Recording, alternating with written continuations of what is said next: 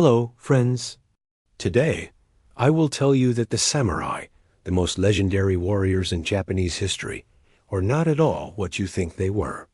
What was hidden behind those honorable, powerful heroes you see in movies and anime? Was being a samurai truly glorious, or was it a much more challenging and painful life? If you're ready, let's turn the dusty pages of time and take a look at the life of a samurai in ancient Japan together. This video will completely change your perspective on the samurai legend. Everything begins at birth. Being a samurai was a privilege of the noble family. When you were born in feudal Japan, who you were and what class you belonged to determine many things. Being a samurai was not a matter of your ability, but of your lineage. If you were not born into a noble samurai family, your dream of wielding a sword would most likely never come true. Imagine this, while other children were playing instead of becoming the warrior you dreamed of, you would end up as an ordinary peasant or artisan serving masters you had never met. Thus, samurai status was entirely a matter of social class and birthright. Entering the upper class was nearly impossible, and this situation stood as a formidable barrier in Japanese society at the time. Samurai were not rich. Rice salaries and debt problems. Although they considered themselves warriors, the truth is that most samurai were not wealthy. Their salaries were usually paid in rice units called koku. However, the price of rice fluctuated frequently, and so even though their salaries remained fixed, the high cost of living made life difficult for them. When rice was insufficient, they had to take out loans. Some samurai even had to sell the swords passed down from their families to cover their debts.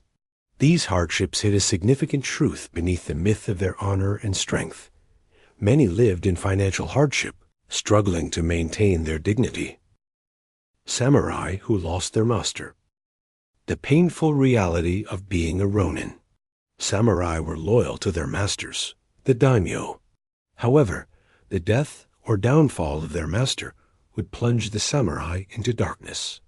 Such samurai were called rōnin. Rōnin lost their respect in society and could not find a place to belong. Their salaries were cut off, and they were sometimes forced to turn to crime to make ends meet. This situation was a form of social exclusion and the greatest source of shame for a samurai. Being without a master meant not only financial ruin, but also social death. From warrior to bureaucrat, they had to carry pens instead of swords. During Japan's long periods of peace, samurai did not have to fight, but their lives went on, and they had to work to continue receiving their salaries. So they put down their swords and turned to official duties and bureaucracy. They took on tasks such as collecting taxes and handling paperwork. Situation left them feeling disillusioned, as they no longer saw themselves as warriors, but rather as ordinary government officials. This necessity dealt a severe blow to their proud warrior identity. Wars were not honorable, but chaotic and bloody. Samurai wars are often romanticized. Elegant sword duels, honorable warriors. But the reality was quite different. In real wars, the sword was only a small part of many weapons. Spears, bows, and firearms were far more common. Battles were often short, chaotic, and brutal. Death was not about honor or respect, but a chaotic struggle for survival. Therefore, most samurai could not act honorably during battle. They were simply trying to survive. The dark side of Bushidō. Dying for honor and seppuku. One of the most important principles governing the lives of samurai was Bushidō, or the way of the warrior. This way was based on honor and loyalty. However, sometimes this honor became a great burden for the samurai. A mistake or failure sometimes meant the end of life. In such cases, samurai were forced to commit ritual suicide, known as seppuku. This act of suicide was a process filled with both physical and psychological pain.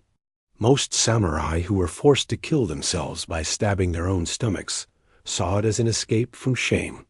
For them, this concept was much more complex and dark. Female samurai. Hidden heroes.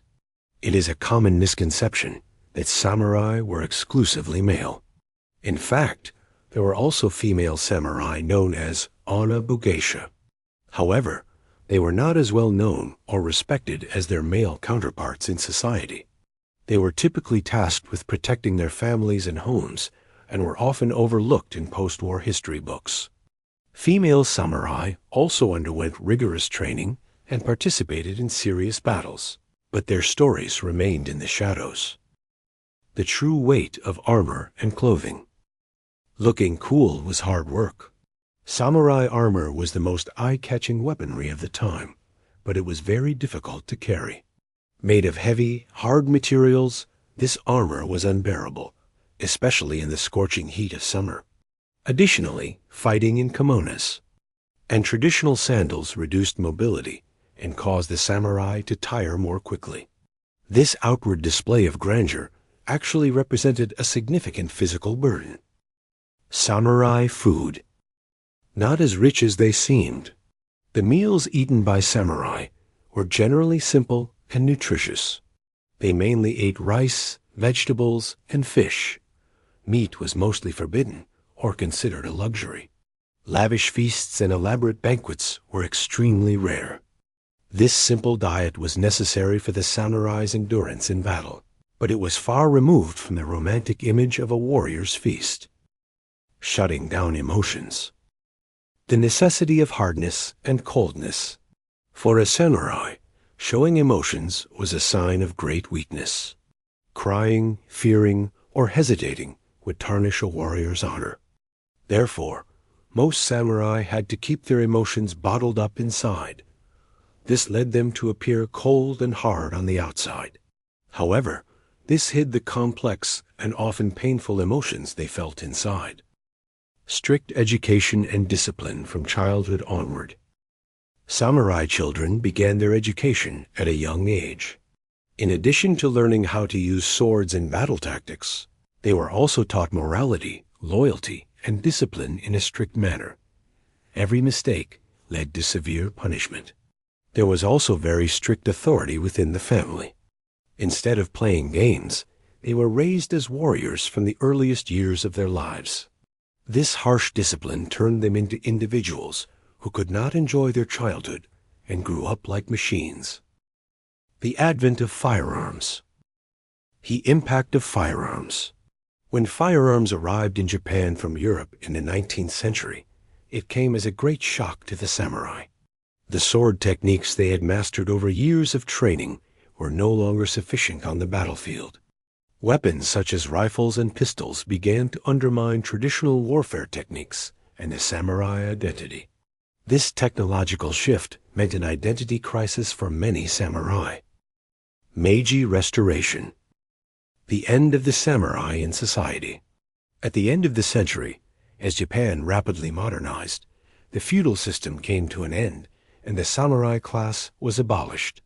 Sword carrying was banned, salaries were cut, and samurai no longer held their former status in society. Some committed suicide, some rebelled, but most remained insignificant in the new Japan. This end marked a period where honor and power gave way to tragedy and loss. As you can see, being a samurai was not just about wielding a sword and fighting. It was a life filled with social pressures, financial hardships, heavy responsibilities, and suffering. The struggle to overcome these challenges reveals their true heroism. If you liked this video, don't forget to like it, subscribe, and write in the comments which part surprised you the most. See you in the next videos. Take care and goodbye.